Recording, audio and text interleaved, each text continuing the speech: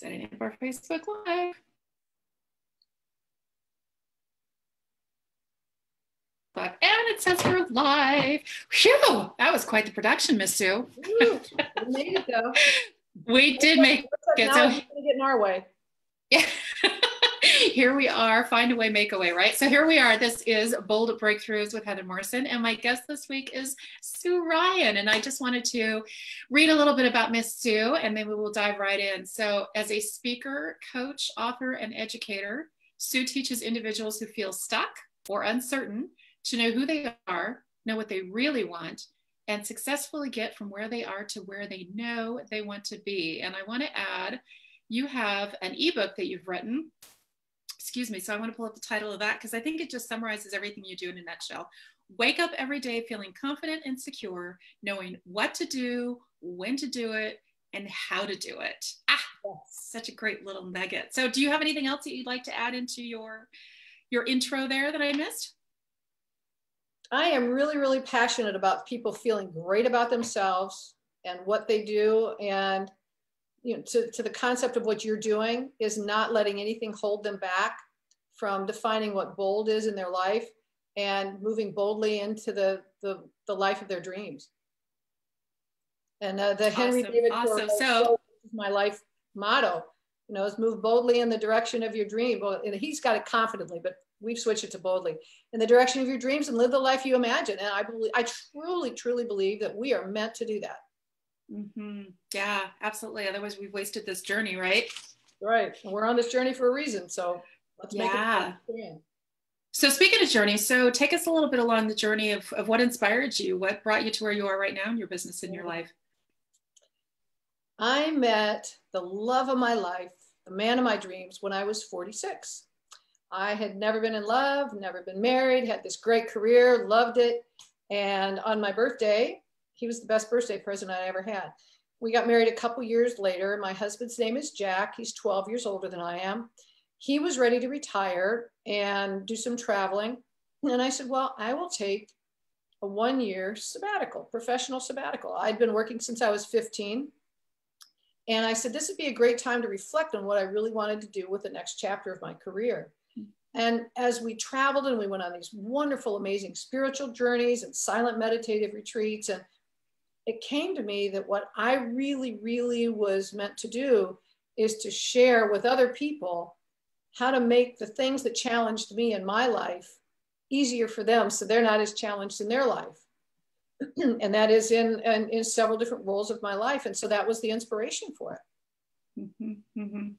So as any true entrepreneur, I'm sure you experienced a little bit of challenges along the way. So what were some of those challenges and how did you end up overcoming them? Oh, I definitely see challenges as opportunity in disguise. And sometimes the disguises are pretty humorous. So when I first got started, I had two different ideas. I had my professional idea for leadership excellence.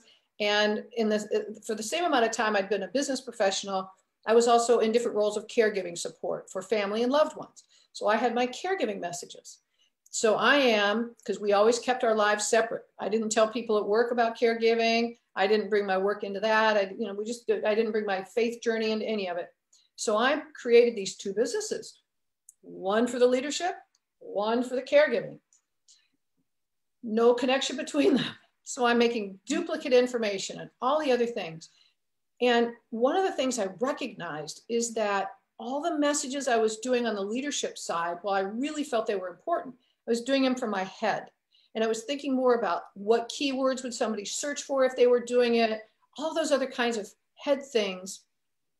And yet over on the caregiving side, it totally was like expressing my soul and I could feel their pain and I stepped into that and it was so easy to do. And I recognized that there was something wrong with this. And the opportunity for me was, how do I bring both of these together? There's got to be a common foundation because it wouldn't be my journey if it wasn't. And so that became my big, bold move. Mm-hmm. Mm-hmm. Yeah. Yeah. I remember when I first heard about you, met you, that you were kind of trying to balance both of those things and try to juggle both of those things. Oh. Excuse me. Bless you. So we had talked a little bit about boldness, and that's obviously the theme and the title of this show. What Yep. was a bold move that you made in your life that you look back on and you're like rather proud of, or kind of scared you, or just something big and bold that you've done in your life?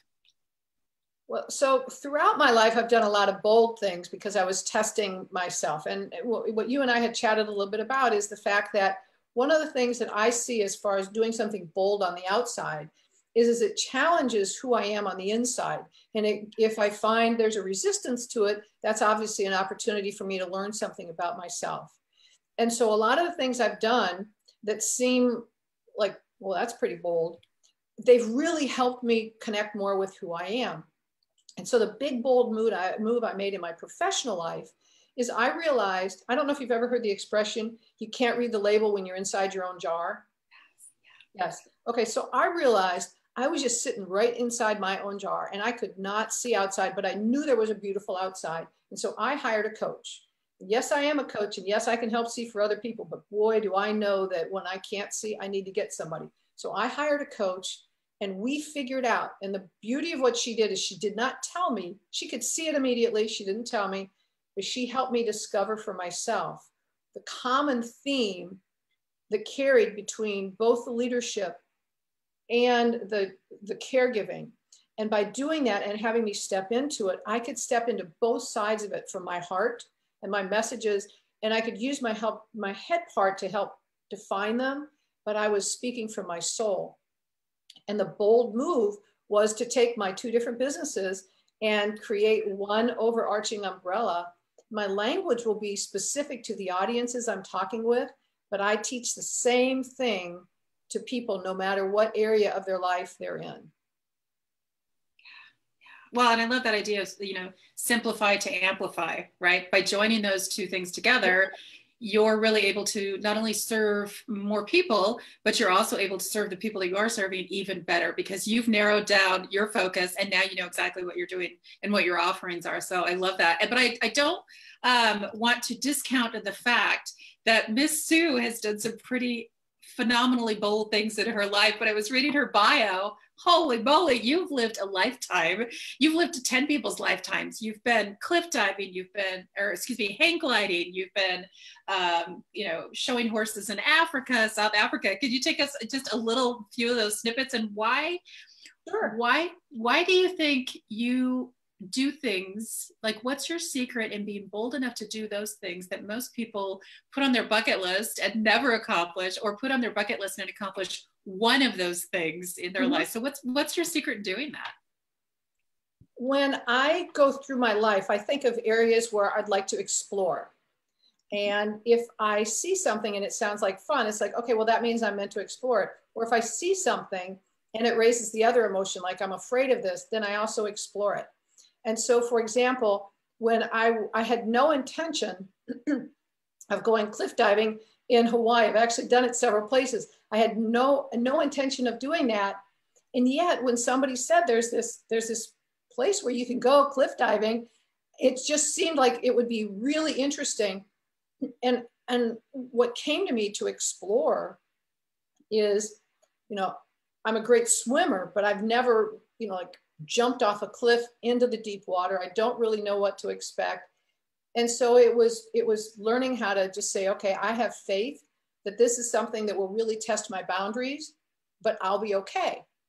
And so it was absolutely exhilarating. And the part that was the most amazing, there was the whole experience was really, really cool. But for most of the things I did, the part that was so exhilarating in my life was the letting go. Was, for example, when I'm up on the cliff and I could turn around and walk back. I did it when I did bungee jumping. I did it when I did hang gliding. I did it when I was skydiving. For all of those, it is the letting go. And that for me is a metaphor for so many things in my life. The feeling of, you can do this, just let go. And so actually testing myself for doing that has been just huge for my life. I've really enjoyed it. I love that you bring this point up because that's one of the things that's in my manifesto, and in my personal manifesto and my business manifesto, is to let go of the outcome, right? Because sometimes the biggest fear we have, what keeps us from starting something, is because we think we know exactly how it's going to end, right? And it's not looking too good. It's going to embarrass us. We're going to get hurt, whatever that outcome might be. So it stops us before we even get started. So if you can, like you said, detach yourself from the outcome, like, I have no idea where this is going to go. I have a purpose and an intent, but I don't know how this is going to end up. That one trick has freed up my life tenfold. It is such a freeing, like you said, liberating feeling to not have any attachment to the outcome. And that comes with a personal relationship, that comes with business relationships, that comes with picking up the phone and calling a client, right? That calls everything. Let go of the outcome. And there's, I'm getting cold chills. There's such freedom in that. I love that you brought that up.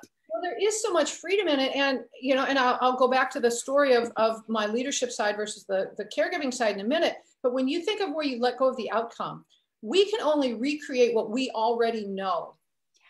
So the ultimate in letting go, like, for example, when I'm standing at the edge of the cliff, what I already know is I've walked to the edge of the cliff. I know there's water. I know how to swim. All these other things.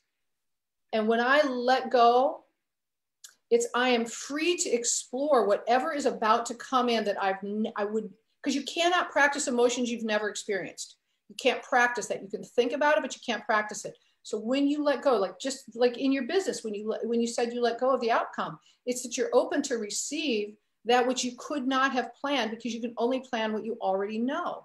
And I know that my teeny tiny finite mind, you know, has these little boundaries. And when I mentioned that on the leadership side, I was struggling, and on the caregiving side, I wasn't. On the caregiving side, the outcome had already happened before I even started. It was that I was expressing from love the ways to help people in their caregiving journey. And however they received it was fine. But yet on the leadership side, I want to use the right words. I want to have the thing. I want them to be able to this. Da, da, da. So I was so stuck inside my own boundaries that I had not let go. And I could not create something that had not existed because I couldn't let go. Right. Until my big bold move where I did. Yeah, I love that. And you said that. Tell me that again. You can't practice feelings you haven't had, or you can't experience feelings you haven't had. You can practice all you want. Like, for example, I can practice grief. I can read a book on grief. I can Google all the things that say about the 7 steps of grief, or the 9 steps of grief, or the 4 steps of grief. But you can't practice what you're going to feel like when your mom dies. You can't practice that. You can theoretically learn it. And so until we let go and allow ourselves to experience the emotions that we can't practice, then otherwise we can't experience them. And so when I just said, I am open to fully stepping into whatever comes. Now, again, I did not. So, you know, when I went to go cliff diving, I went to a place where they do cliff diving. You know, I wasn't jumping into water that nobody else had ever jumped into. I wasn't, you know, like I wasn't doing something just like, oh, I think I'll go jump off a cliff today. But you know, yeah. But I could experience the emotion of letting go and just feeling what it would feel like to just float in the air and land in the water. Yeah. Because I wasn't trying to have it be something that I knew. I let go. Yeah. Well, and I tell people that there's very few things in life that are permanent or fatal. So, and certainly it may have been fatal if you just picked a cliff in Hawaii and dove off of it. But certainly if there's somebody that's done it before. Yes, I've heard stories about that. Yeah. Yeah.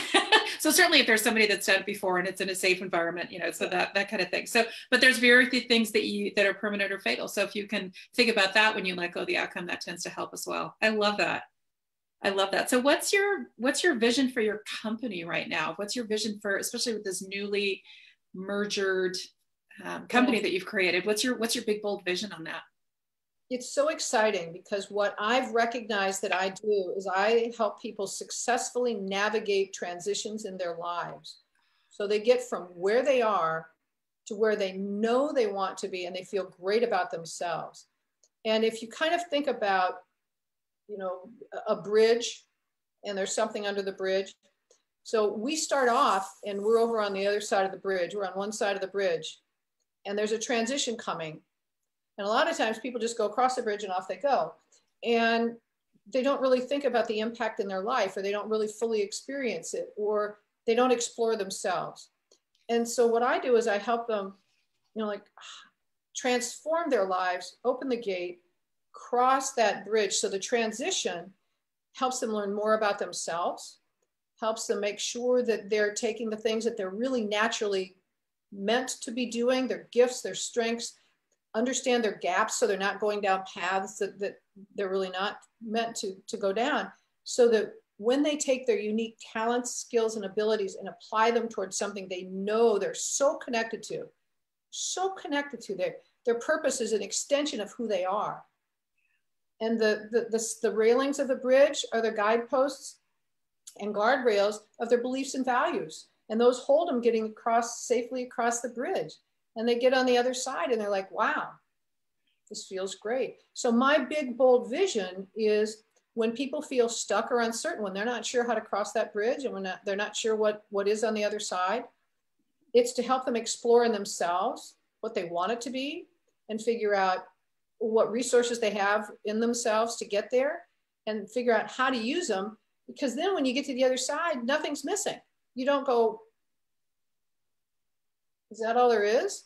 Because you know what it is. So and I love that you, with an online course, I've written an online course I'm putting out. I'm writing books with it. I speak on it, and I also coach. And I love that you said, earlier that you're a coach, but you hired a coach, because I think that one of the things that a coach can do is see the blind spots, right? You don't know what you don't know. And so the beauty of having a coach is that, especially during a time of transition, especially during times of something like a divorce or losing a loved one or changing job, there's so many things that we haven't been through before, right? Certainly something like moving. I mean, there's probably people that have moved multiple times in their life, but big things like I said, like divorce, or those aren't things that they've navigated before. And because you have worked with people who have navigated that before, you are familiar with what that transition is going to look like for them. And you are able and capable to say at the end, I've got you. Like I've got you. I've seen a million other people go through this process. I've helped a lot of people go through this process. Please know that you are safe, and that, I'm going to provide you the tools and those railings, right, that you talked about. I'm going to provide those things for you so that you can come out on the other side. Yeah. And it is, because, it's like, it's not stuff we do every day. Right. I wouldn't know. I just had surgery. Well, I don't know how to be a surgeon. And so, I wouldn't try to operate on my own shoulder, but, you go to somebody who knows how to do that. And you had mentioned one of the things that really, really connected me so much with this. You mentioned moving. Mm-hmm. I'm living in the 23rd home I've lived in since I was a child. My dad's career and my career both had us being transferred a lot. Mm-hmm. And my brother, and I loved it. I see it as an adventure. I'm so excited. Who am I going to meet? What am I going to see? I loved it. I embraced it. And that's how I'm naturally wired. Mm-hmm. My brother hated it. He hated every one of them. He didn't want to move. He didn't like it. There was one move where he was angry the whole time we were there. He did not like it. That's how he's naturally wired. And I learned so much. I didn't know this as a child. And when I got the clarity on it as an adult, I recognized that a huge part of what I do is help people have permission to be who they authentically are, how they're naturally wired. And if we can take and make up, like, for example, our transitions, if we go through them based on how we naturally see the world, how we're naturally meant to be, it makes it easier for us. We're not trying to go, well, they wouldn't have done it, or I'm not good enough, or anything like, no. We're gonna do it's our own journey. And that was so huge for me, because it really hit me like a ton of bricks when I recognized how different my brother and I were. And now I do a lot of work with the Enneagram, which is as a personality informing, system that helps us really have permission to know how we're naturally wired. So you smile. Do you use the Enneagram? Enneagram, yes, very much so. It's funny because my first experience with an Enneagram is that I I was going through a program, and part of the coaching program was to learn this stuff for myself, right? And so I went through that program, and I thought initially, before I knew anything about the Enneagram, I thought, oh, this is hocus pocus. This is like the horoscope, right? You can read the Libra horoscope or the Aries horoscope, and you can see yourself in every single one of those horoscopes. This is who we. And then I read it, and like, it's giving me cold chills now. It is so dead on. It is, and there's certain things in life that you don't need to know how they work. You just know that they work. I don't know how a car works. I get it and drive. I don't know how that works. I just trust that it does, right? So I love the Enneagram, and I love that you bring people through that. That is awesome. Well, it really, I mean, and you probably saw this when you did it. It's, you know, it's kind of like, have they been following me around? It really did. When I say it gave me permission to be who I am and who I'm meant to be, because it taught me how I naturally see the world. And the more important thing is it taught me how I naturally deal with stress and what I naturally have access to under times of growth. And so again, when I did the Enneagram, I immediately went back and looked at our other family members and where we would have challenges and the differences that we had. And so now when I'm in a relationship from a coaching perspective with somebody, I want to, as much as they want to understand it, I want to understand how to relate with them so I navigate them successfully on their journey instead of just saying, well, this is what I did, so it'll work for you. Yeah. Yeah. And I like that customization piece. I like that you brought up the differences between you and your brother, and that neither one of you is broken, right? You were just wired differently, and you just have a different approach to things. And I think a lot of times with the coaching industry, it's, you know, or just self-help in general, it's, you're broken, let's fix you. And I love this attitude of, you're not broken. Like, that's just who you are. Let's just figure out how to, within the space that you're in, let's figure out how to navigate life. I love that. Let's just beautiful, fresh approach. Yeah. Awesome. What's the best piece of advice you've ever received along your journey? There are so many of them. I'll give one though. Oh, I just have so many I'd love to give. The one that has had so much transformation for me in my life is to embrace perspectives. And I embrace everybody's perspective. I'm open to it. And, you know, kind of a caveat to that is that I am unquenchably curious. I'm like a 2-year-old. I'm constantly exploring. And when I embrace perspectives, the brilliance of that for me, how it's impacted my life, is that it either shows me areas where I feel confident in what my messages are. It shows me areas where I am challenged to grow or to think. And it helps me create boundaries of things that I don't believe in and I don't support, so that I can understand how to navigate those. And so it keeps me from ever being stagnant. I'm constantly being open and considering and looking at it. And yet it's helped me, you know, like to get the phoropter at the eye doctors. I can't use both arms, so I won't do it, but you know, like, is this better or is this? Right. Yep. Okay. Yep. When I embrace other perspectives, is this better or is this? Sometimes this is better. Sometimes what I've already got, I'm just like, okay, I'm good with that. And so I'm constantly checking in with myself through that. And because of embracing other perspectives, because I'm always myopic. I mean, you know, to the eye thing, no matter how much knowledge I've got, it's always just whatever my life experiences have brought me to. And yet when I embrace other people's perspectives, you know, they look at it, they see it slightly differently. And I can understand, you know, helps me to be more empathetic of other people, because I'm also seeing the world from their view.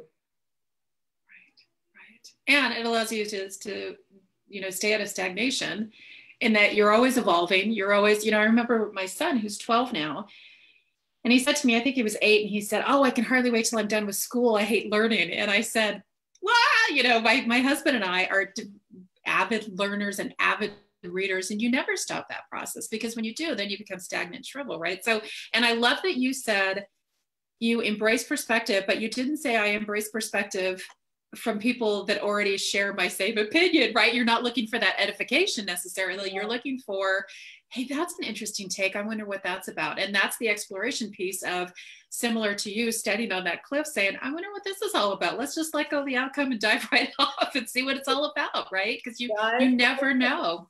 Yeah. Yeah. Well, and I think another thing that the Enneagram did is when it really introduced me to how uniquely different personality types view the world, it made me even more curious to want to unlock what people's vision is based on their view of the world. Because again, I naturally came into the world with one view, and I have pieces of other views. It's not like it's, all, but I naturally see the world I'm adventurous. I love to do things. I love to try things. And my brother is like, he's not that way. And that's okay. He sees it differently. So he and I have literally had conversations about the same experience, and you would think we had different, you would think we had different experiences. Can you relate to that? Have you ever had that where you're having a conversation with somebody and like, I know we were there together, but it doesn't sound like it. Yeah. Yeah. Especially now. I think it's great to embrace perspective and embrace different people's, points of view and their experiences, different experiences. So mm-hmm. Huge. So what's been a habit that's been instrumental to your success, do you think?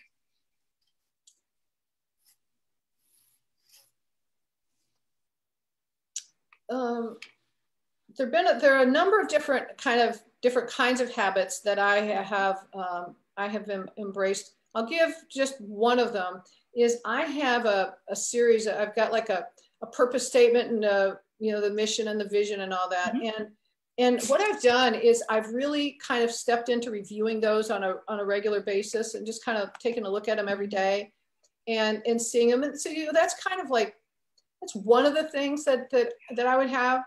But I will say that the other part of that really gets to, and I mentioned it a little bit before, is every single day I keep asking, what else is possible? I just have this unquenchable curiosity. What else is possible? I want every day to be able to see the world a little bit more clearly, add more things to it, get more insights to it. It's like I'm creating a tapestry.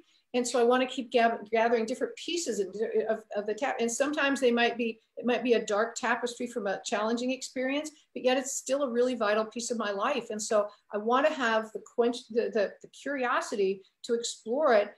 And then even in that, say, what is possible? What is there here for me to learn? So I think that's really the biggest habit. And then also just to check in with myself every single day on my purpose and my values and my belief, so that I'm modeling them every day. I don't have to have it written on a wall anywhere. It's just that you can tell what it is, just by the way I act. Yeah, I like that, because I think that a lot of times we've all been to conferences, we've all read the books, we've all, watched the Facebook Lives on getting your purpose statement and your mission statement. But how many of us put that in a book, and then when the conference is over, right, Friday afternoon, the conference is over, we close the book, it goes on our shelf or on our desk, and we never look at it again. So I love the idea that you check in with that regularly, because it reminds you and it keeps you in touch with your purpose. Like, why are you here? What are you doing with your life? Yeah. And go ahead. The ones that I did like you did, those are head jobs. I mean, we did those from our head because, and there's write this way, use these words, don't use these words, do this. And kind of like what my purpose statement is, like, I've got my purpose statement, and then where you would normally put the period, I put a comma. And then I said, so that. And so then you write your purpose, so that.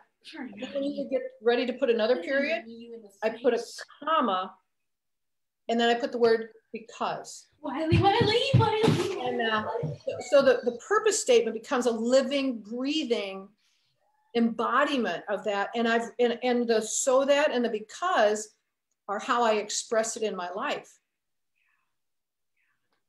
Yeah, which allows you to, the second part of that, right? Embrace, what's possible.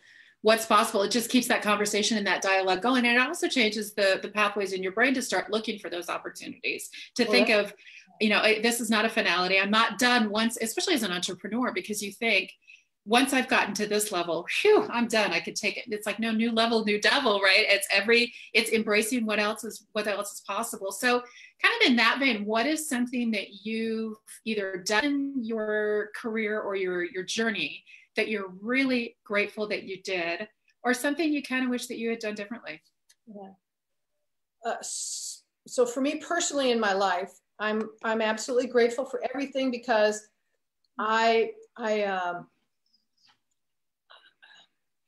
I know this is going to sound kind of goofy, so, whatever, but I see what some people call mistakes. I see them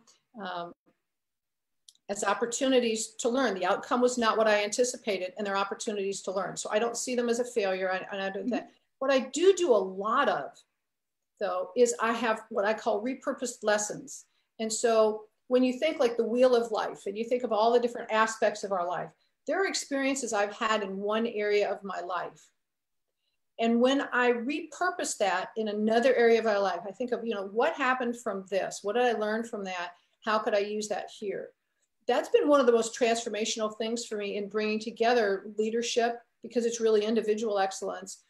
And on the caregiving side, how to positively navigate our caregiving journey. Because at the core essence of it, some of the things that I've learned being a caregiver with massive acceptance and radical presence, when I take that over onto the leadership side, it changes the whole equation. And so a big thing that I've done is I look at every single experience of my life as having a purpose in my life. The outcome may not be what I anticipated, but that's okay. I've grown from it. Now, if the burner's hot and I burn my finger today, and then the burner's hot tomorrow and I burn my finger, that's like, I don't even call that a mistake. I call that really dumb. But we judge ourselves so harshly, and we miss the chance to have opportunities. And then when we miss the chance to authentically have an opportunity in one area of our life, for me, I've missed the opportunity for it to potentially have value in other areas of my life. And I don't want to ever miss that. So I repurpose lessons as often as I can. Yeah, I love that. I'm writing that down. Repurposed lessons. So it's funny. I was on an app called Clubhouse last week, which is, have you been on Clubhouse? Yep.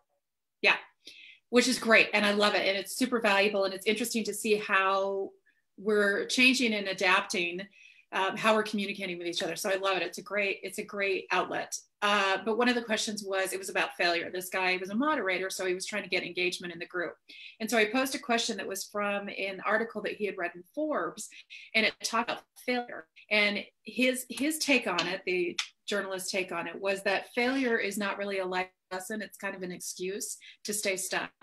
And I thought, well, this is an interesting take, because first of all, I think we need to redefine what failure means, right? I think failure is only a failure if you went through it, got a reaction from it, like the hand on the stove, right? You got burned from it, and you continue to do it over and over again. And yeah, I think that goes back to the, right, fool me once, shame on you, fool me twice, shame on me. If you're using it as an excuse to stay stuck, then yeah, it's an excuse to stay stuck. But if you're taking those lessons that you've learned, adjusting how you're going to tackle it, your approach next time, then that's not really a failure. That's a lesson learned, right? But I've not heard your approach before, but it makes complete sense that you can use these lessons that you've learned in your business and apply them to your personal life, whether you're a mom or you're a teacher or you're an entrepreneur or whatever it is, to repurpose those lessons. That's really, really important, because I think especially as entrepreneurs, we very much try to keep our personal life personal and our business life business, because we've all been told that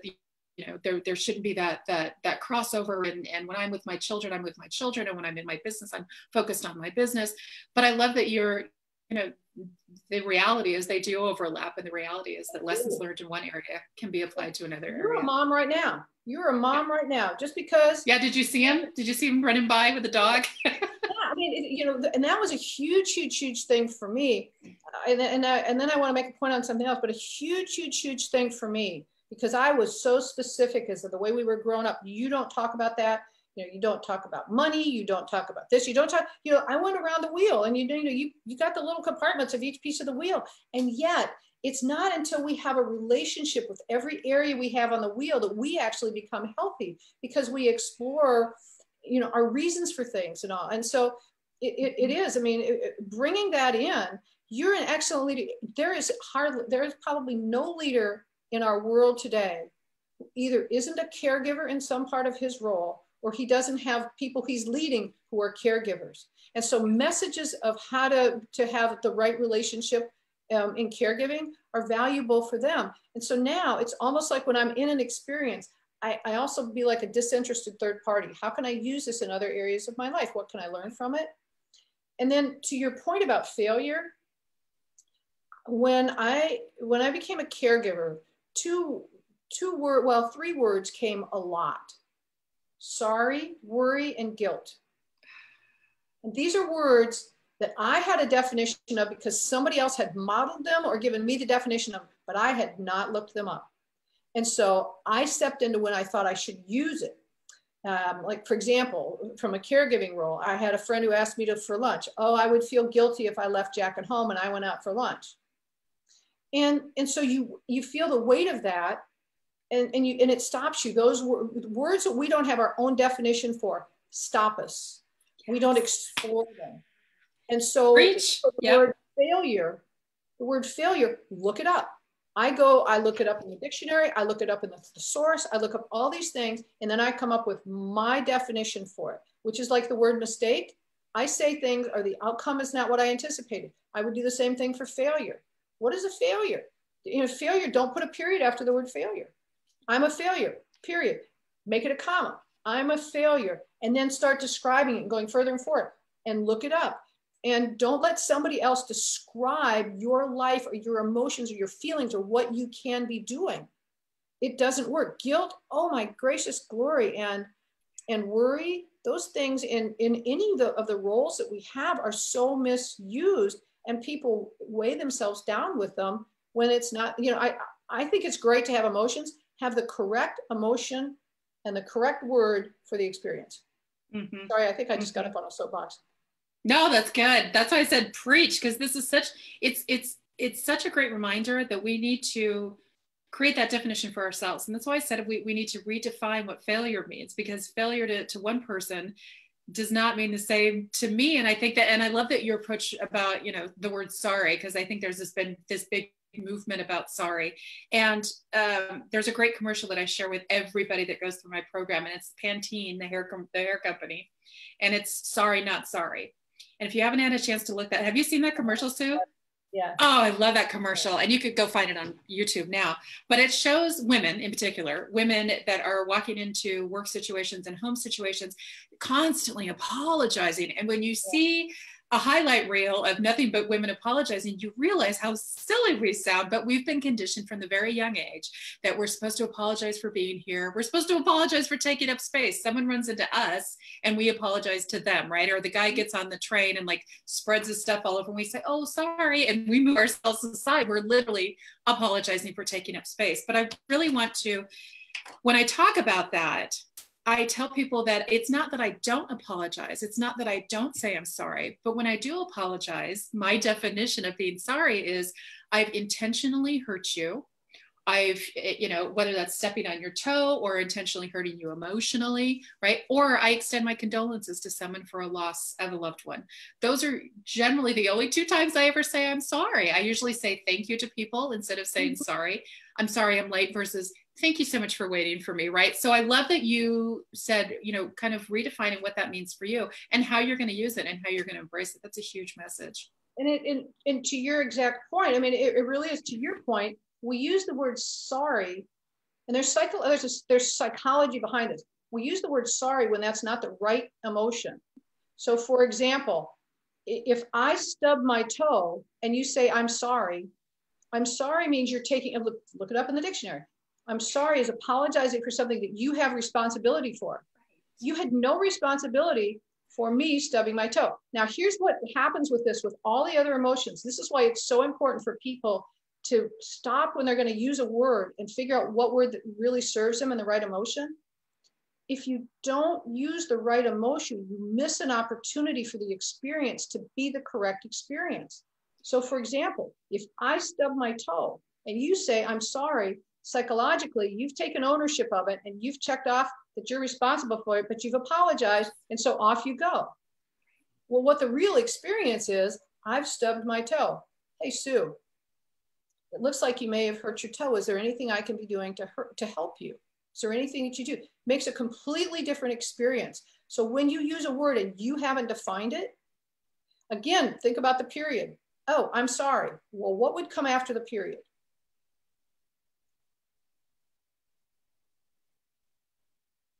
Nothing. Would it? That's the right emotion. Pop quiz. Yeah. I wasn't ready for the pop quiz, Sue. No. I was stopping. I wasn't asking you. Okay. It's rhetorical. Gotcha. It's rhetorical. Like when there's a period, when you say, I'm sorry, or I feel guilty, people stop. That's the end of the sentence. Well, but it may not be the right emotion. It may not be the right word. They may miss, I feel guilty.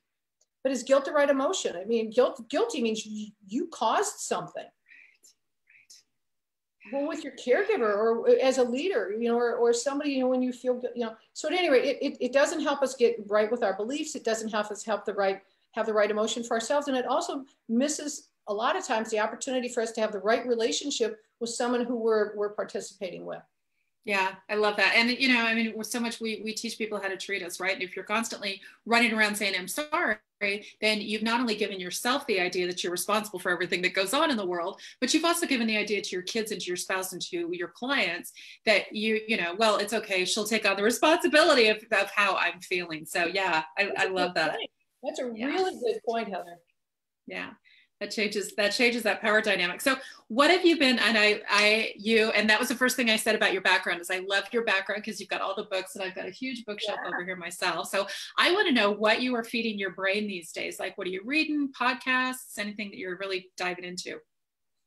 There is a gentleman who is a communicator who I really follow because he's a communicator both in the marketplace and in a faith-based environment. And his messages are really spot on and really powerful. And he communicates them in ways that draw you in and make it very simple. And his name is Andy Stanley. And so I follow, he has leadership. If you look him up, he's got a leadership podcast. He is the founder of North Point, which is a faith-based community headquartered in Atlanta or Alpharetta. And it kind of goes around the world. And the messages that he has a brand new book out called Better Decisions, Fewer Regrets, and he's written a number of books. But his messages, he simplifies things from the faith-based perspective. He ties it in from a faith perspective as well, but in a simple way where you get like, oh, okay, there's a purpose behind it.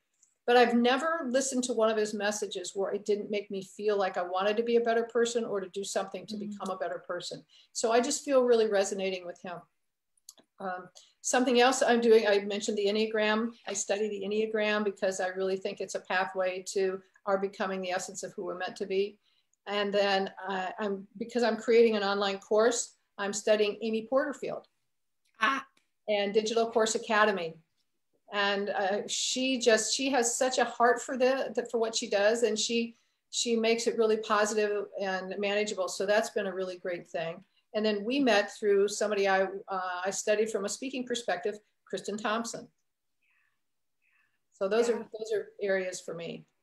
Yeah, and I'd love to point out, and I'm not familiar with Andy Stanley's work, but I know obviously Kristen, which is where we met, and I've been in her program for a while now, and Amy Porterfield.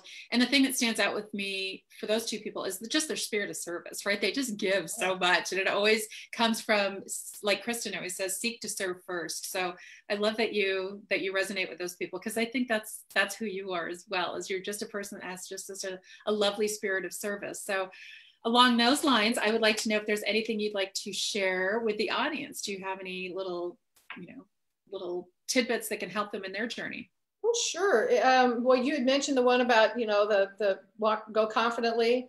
I'd be glad if anybody wants to send me their email, I'd be glad to send them that. And another kind of a little workbook I put together is on 10 questions to ask so you eliminate what's missing in your life. And it's 10 game-changing questions. And it kind of goes through my journey of the questions I had asked, and then what if you changed the question? And so it's to help eliminating things that don't fit in our life and help us move forward in the areas that do. Oh, I love that. And that's one of the biggest advantages of working with a coach.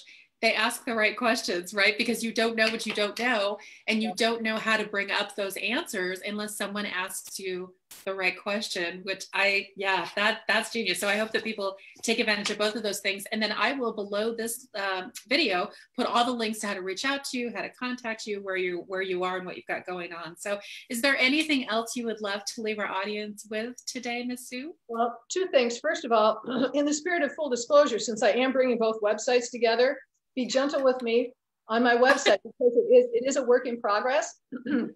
So the Sue Ryan Solutions is a work in progress. So laugh with me as I kind of pull it together. And yes, the other thing I would leave is don't settle in your life. If you ever think in any area of your life where like, well, that's okay, stop and say, but what else is possible?